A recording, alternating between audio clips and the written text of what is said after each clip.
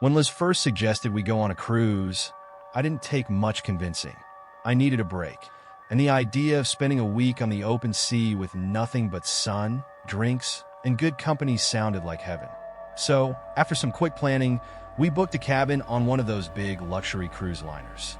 It had everything: pools, endless food, bars with drinks that never stopped flowing. It was supposed to be perfect. We boarded the ship on a bright morning, and everything felt right. People were excited, snapping pictures, chatting about their plans for the week. The mood was contagious. Liz was her usual bubbly self, laughing at everything, while I was just soaking it all in, letting the stress of my everyday life slowly melt away. For the first couple of days, the cruise was exactly what I needed. We spent our time lounging by the pool, sipping on cocktails, and just letting the world pass us by. There were no worries. Every morning we woke up to the soft sound of waves, and every night we fell asleep with the slight rocking of the ship beneath us. It was so peaceful that it felt like time didn't exist. But then, as the days went by, things started to change in ways I couldn't put my finger on at first. The ship was massive, way bigger than I'd imagined, and even though we tried to explore as much as we could, there were parts of it we never got around to seeing. There was something odd about the ship, like it had too many hallways, too many places that didn't quite fit. At first, it was just a strange feeling. Nothing I could explain, just a sense that something wasn't right. One night, after dinner, Liz and I decided to do a little exploring. It had been a few days, and we were starting to get bored with the usual routine. Everyone else seemed to be at the casino or in the theater, so the ship felt almost deserted as we wandered the lower decks, just the two of us. It was a spontaneous thing. We were tipsy, laughing, not really paying attention to where we were going. That's when we found it, a narrow hallway near the back of the ship that we hadn't seen before. It wasn't on any of the maps they gave us when we boarded, and there was no sign saying where it led.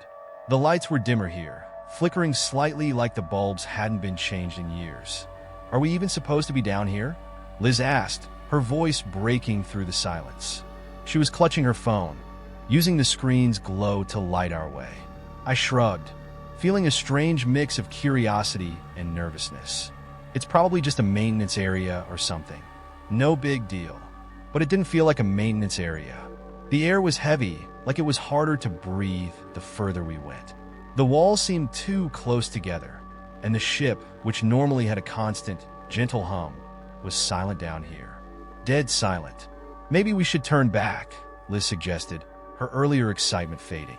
I could hear the unease in her voice, but something about the hallway was pulling me in. I couldn't explain it. I wasn't scared exactly, but I felt drawn to whatever was at the end of it. I tried to laugh it off, to ease the tension. "Come on, where's your sense of adventure?" I joked, but even as I said it, I felt a knot forming in my stomach.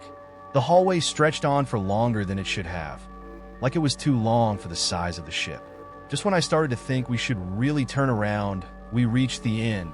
There was a door, a plain, metal door with no markings, no handle, nothing to indicate where it led or what was behind it. I stopped in front of it, staring. There was something so ordinary about it, and yet it felt wrong, like we weren't supposed to be there. Liz must have sensed it too, because she grabbed my arm, pulling me back. "This is definitely a bad idea," she said, her voice more serious now. "Let's just go back to the bar. This place is creeping me out." But I was already reaching for the door. It was one of those moments where I knew I shouldn't, but I couldn't stop myself. My hand moved on its own, fingers brushing against the cold metal. To my surprise, it wasn't locked.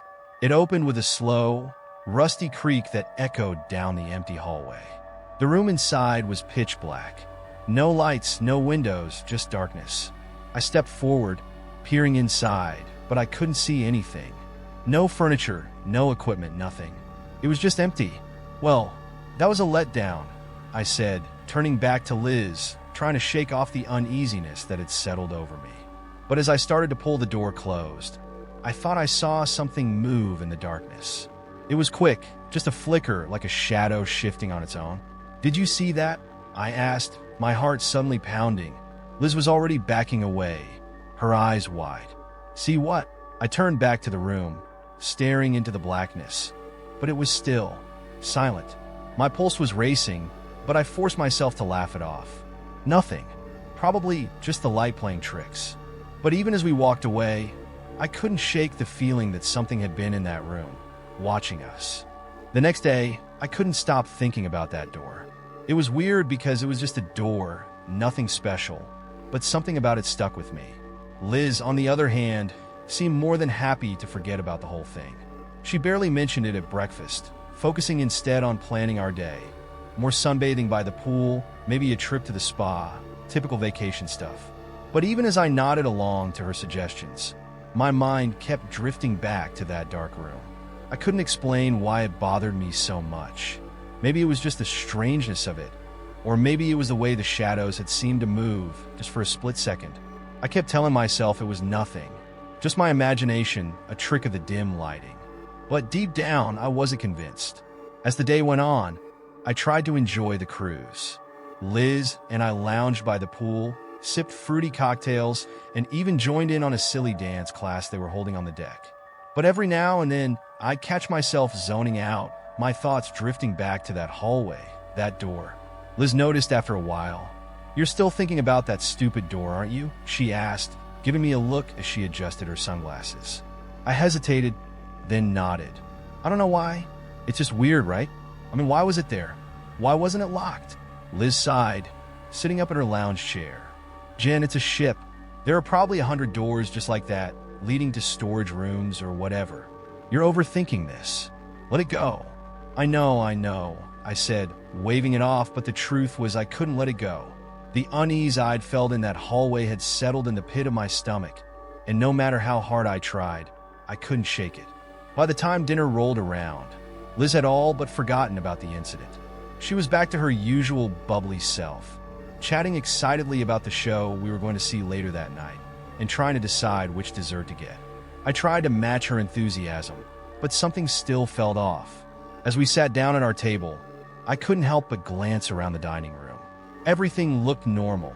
Families laughing, couples sipping wine, waiters bustling back and forth with trays of food. But there was this lingering sense of discomfort, like I was waiting for something to happen. It was silly, I knew that, but it was there all the same. Halfway through dinner, I couldn't stand it anymore. I had to talk to someone. Not Liz, though. I knew she'd just roll her eyes and tell me to drop it. So I waited until she went to the restroom, and then I flagged down one of the waiters. "Hey," I said, trying to keep my voice casual. "Quick question. Do you know anything about a hallway near the back of the ship? It's kind of out of the way, and there's this steel door." The waiter looked at me blankly for a second, then shook his head. "I'm sorry, ma'am. I don't think I know the area you're talking about." I frowned. "Are you sure? It's not on the map, but we found it last night." Again, he shook his head. "I've been working here for 2 years. If it's not on the map, it's probably off limits. You should probably stay out of those areas." His answer didn't help at all, and I was about to press him further when Liz returned, plopping down into her seat with a grin. "Miss me?" I forced a smile, but my mind was still on that door. The waiter walked away before I could ask anything else, and I was left with even more questions than before. What did he mean? Off limits? And why wasn't anyone acknowledging that part of the ship? The rest of the night passed uneventfully. We watched the show, a cheesy musical that had the whole audience laughing and clapping along, but I couldn't focus. Every time the lights dimmed, I'd think of the dark room behind the door, the way the air had felt heavier in that hallway, like something was lurking just out of sight. After the show, we wandered back to our cabin, and I could tell Liz was tired. She yawned as we walked, leaning against me for support. "You okay?" she asked, her voice sleepy but concerned. "You've been weird all day." I shrugged, not wanting to get into it again. "Yeah, I'm fine. Just tired, I guess." But as we reached the hallway leading to our cabin, I heard something. It was faint, just barely there, a soft creak like a door opening somewhere nearby. I stopped listening, but it didn't come again. "What's wrong?" Liz asked, looking at me with a raised eyebrow. I shook my head. "Nothing. Thought I heard something." Liz groaned, rolling her eyes. "If you say the door one more time, I swear I'm throwing you overboard." I laughed, but it was forced. Okay.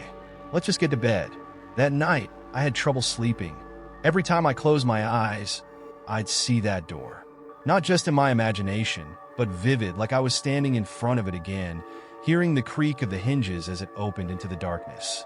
And every time, I felt like something was watching me from the other side, just waiting for me to come back. I kept telling myself it was all in my head, but deep down, I knew I wasn't imagining things. Something was wrong on this ship, and I had a feeling it all led back to that door. The next morning, everything felt a little off. It wasn't just me either. The whole ship seemed quieter, like a strange heaviness had settled over it overnight. Even the sun didn't seem as bright as it had the past few days. I could tell Liz felt it too. She was quieter than usual, not her typical bubbly self. We both tried to ignore it, pushing the weird vibe aside as we made our way to breakfast, but it lingered in the back of my mind. We took our usual seats at the dining hall, surrounded by other passengers who all seemed a bit out of it, like they were running on autopilot. The chatter that normally filled the room felt more muted, like a dull hum. Liz poured herself some coffee, yawning as she stirred in sugar. "You look like you didn't sleep," she said, glancing at me over the rim of her mug. I shrugged, trying to act casual. I didn't. Kept having weird dreams. Weird dreams or weird thoughts about the door, she teased, though her smile didn't quite reach her eyes. I sighed, leaning back in my chair. Both, I guess. I don't know, Liz. Something about that place didn't feel right. She put down her coffee, looking at me more seriously now. Yeah, I get it, but maybe it's just this ship. I mean, it's huge, and it's easy to get turned around. There's bound to be places that feel a little creepy, right? Maybe, I said, but I wasn't convinced. The feeling I had wasn't just about being turned around or lost. It was something deeper, something more unsettling. I could feel it in my gut, and I knew I wasn't imagining it. After breakfast, we decided to explore a bit more, but this time, we stuck to the busier parts of the ship. We wandered through the shops, stopped by the arcade, and even caught a glimpse of a dance class happening on the main deck. For a while, I managed to shake off the unease that had been hanging over me since the night before. Liz seemed to be in a better mood too, laughing and joking like her usual self. But then, as we were passing through one of the lounges, something caught my eye. There, sitting in the corner of the room, was a woman I hadn't seen before. She was older, maybe in her late 50s or early 60s, with graying hair pulled back into a tight bun. She was dressed in a simple, outdated outfit that didn't match the vibrant, carefree vibe of the other passengers. What really unsettled me, though, was the way she was staring. Her eyes were locked on me, unblinking, her face completely expressionless. "Liz," I whispered, trying not to look too obvious as I nudged her arm. "Don't look right away, but there's a woman in the corner. She's staring at us." Of course, Liz immediately turned to look. I rolled my eyes, but she frowned, glancing around the room. "Who are you talking about?" she asked, confused. "The woman in the corner. Right there," I said, nodding toward the spot. Liz looked again, but her expression didn't change. "Jen, there's no one there." I blinked, my heart skipping a beat. I turned to look again, but the woman was gone. The corner of the lounge was empty, just a vacant seat where she had been sitting moments before. "I swear she was just there," I muttered, feeling the hairs on the back of my neck stand up. Liz raised an eyebrow. "You sure you're not still half asleep? Maybe those dreams are getting to you more than you think." I wanted to brush it off, to agree that maybe I was just seeing things, but I knew what I had seen. That woman had been there. She was real, or at least I thought she was. As the day went on, more strange things started happening. Little things at first, lights flickering in the hallways, the sound of footsteps echoing behind us when no one else was around. We'd be walking down a corridor, and I'd feel like someone was watching us, but when I turned around, there was no one there.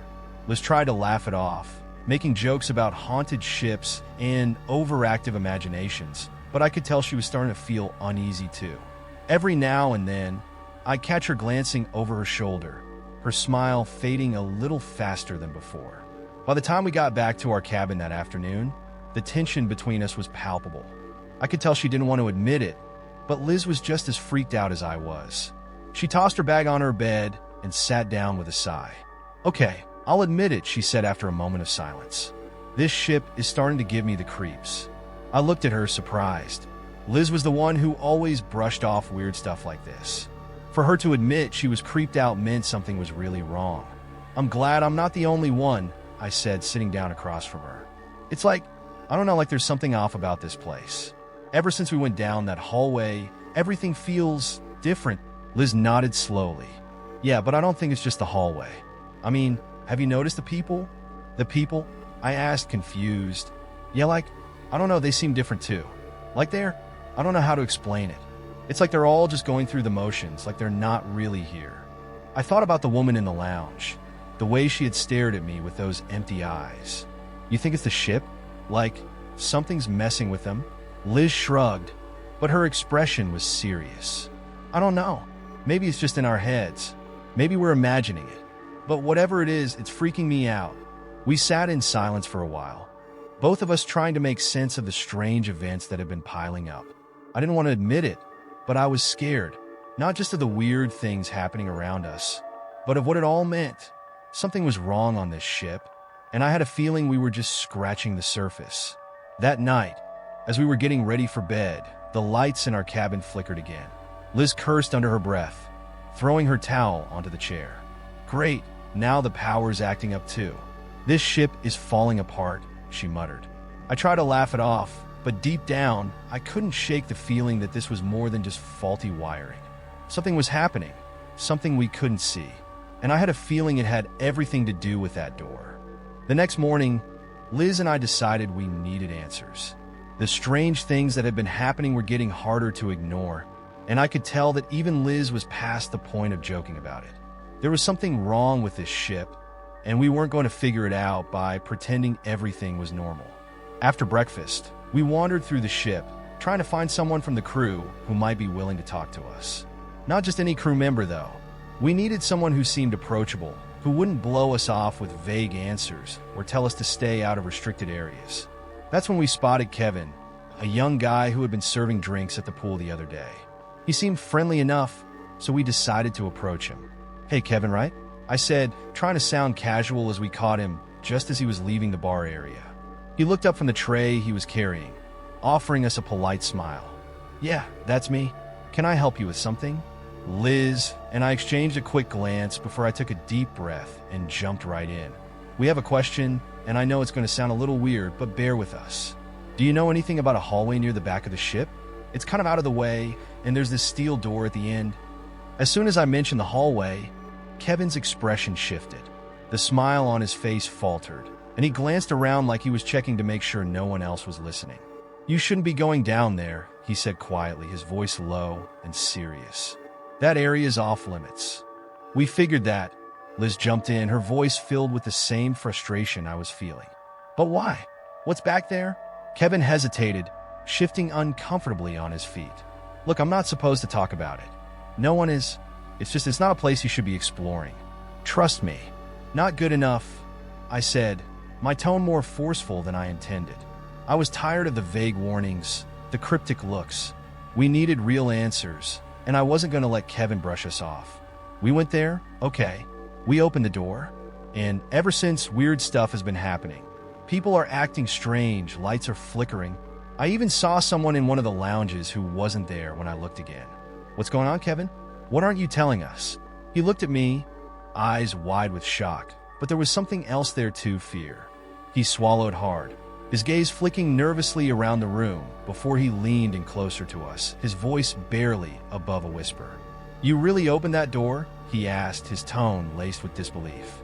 When I nodded, he cursed under his breath and ran a hand through his hair. "Damn it, you shouldn't have done that. You don't know what you've started." Liz and I exchanged uneasy glances. "What do you mean?" Liz asked, her voice shaky. Kevin lowered his voice even more. "This ship is not just some luxury cruise liner.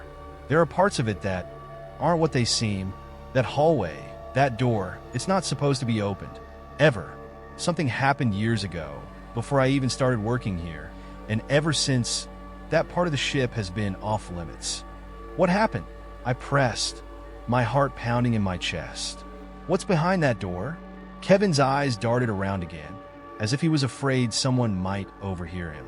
"I don't know all the details," he admitted, his voice barely above a whisper. "But there was an accident, a really bad one. People died, and the area was sealed off. No one's supposed to go back there, and the crew is under strict orders not to talk about it. Most of the passengers don't even know that part of the ship exists. I felt a cold chill run down my spine. An accident? What kind of accident? He hesitated again, then shook his head. I don't know. Like I said, it was before my time. All I know is that the people who went back there, they didn't come out the same. Liz's face went pale. What do you mean? Not the same? Kevin's eyes darkened, his voice dropping even lower. They started seeing things, hearing things. It was like the ship was messing with their heads. And then one by one, they just disappeared. No one knows where they went. They were never found. The room felt suddenly colder, and I could hear the blood rushing in my ears.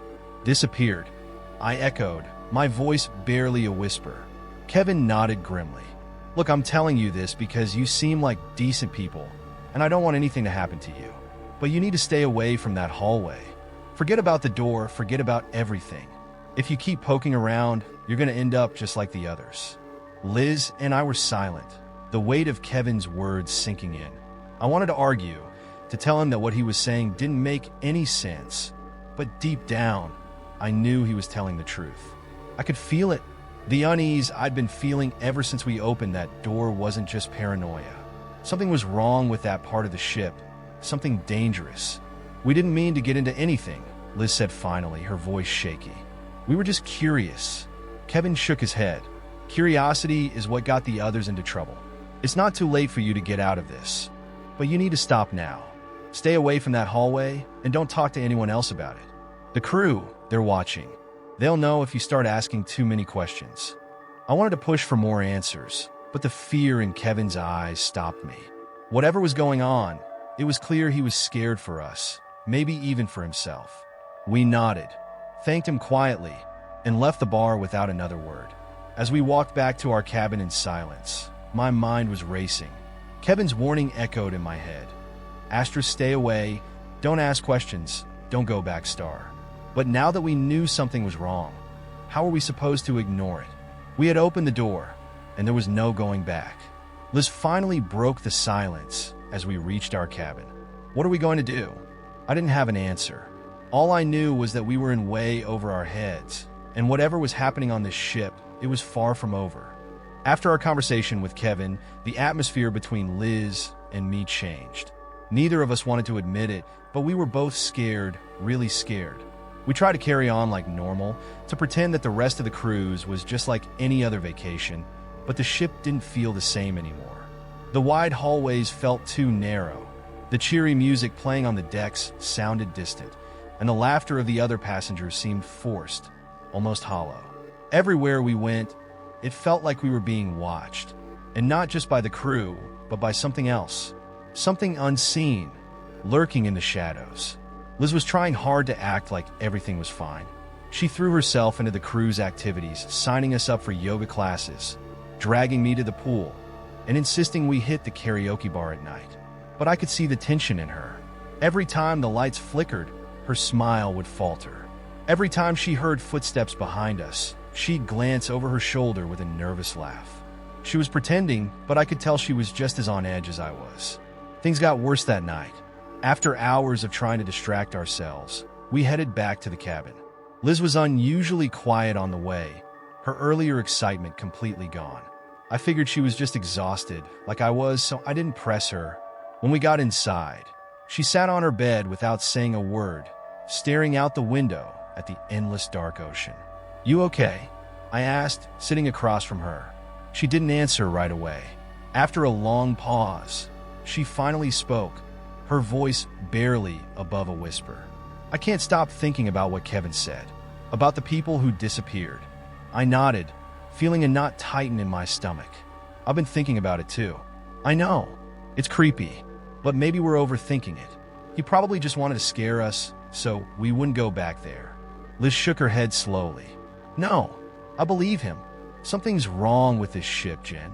Ever since we opened that door, it feels like something's following us. I didn't know how to respond to that. The truth was I felt the same way. I hadn't told Liz, but I'd been having dreams. Not miss? Really? Every time I closed my eyes, I'd see that door, hear it creaking open in the dark. And beyond the door, there was always something waiting, something I could never quite see, but I knew it was there. Watching, waiting. We'll be fine, I said, trying to reassure both her and myself. We just need to stay away from that part of the ship. We'll stick to the busy areas, keep our heads down, and in a couple of days, we'll be off this boat and back home. Everything will be fine. Liz didn't look convinced, but she nodded anyway, lying down and pulling the covers over her. Yeah, okay. We both went to bed early that night, hoping that a good night's sleep would calm our nerves. But sleep didn't come easily for me. I tossed and turned, my mind racing with thoughts of the door, the strange hallway, and the people Kevin said had disappeared. Every creak of the ship made me jump, and every shadow seemed to stretch too long, like it was reaching for me. At some point, I must have drifted off because the next thing I knew, I was waking up in the middle of the night. The room was dark, the only sound the faint hum of the ship's engine. I glanced at the clock. It was just after 2 a.m. I rolled over to check on Liz, but her bed was empty. Panic hit me instantly. Liz wasn't the type to just leave without saying anything, especially not in the middle of the night. I sat up, calling her name softly. No answer. I got up, quickly pulling on my shoes, and rushed to the door of the cabin. Maybe she'd gone to the bathroom or down the hall for some air, I thought, trying to calm the growing dread in my chest. But the hallway was empty. Liz, I called again, my voice louder this time. Still nothing. My heart pounded as I started searching the ship. I checked the common areas first, the lounges, the pool deck, anywhere she might have gone to clear her head. But there was no sign of her. I ran into a few crew members, asking if they'd seen her, but they all shook their heads, giving me concerned looks when I explained she was missing. My mind was racing with horrible possibilities. Had something happened to her?